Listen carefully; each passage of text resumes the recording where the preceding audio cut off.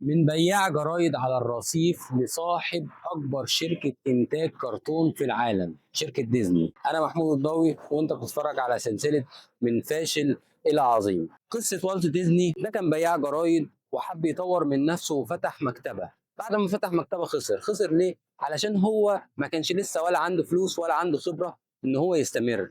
بعد فتره قال خلاص انا هرجع تاني لهوايتي اللي هي الرسم. رسم رسومات وسافر لوس انجلوس وهو في القطر كان معاه اخر 40 دولار. لما وصل هناك وعرض رسوماته سرقوها منه ورجع تاني وهو منهار وحزين. وهو راجع قال انا ارجع بقى ارسم تاني واعمل الحاجه اللي انا بحبها. رسم ومن هنا عمل احسن شخصيه في العالم اللي هي وقتها كانت ميكي ماوس.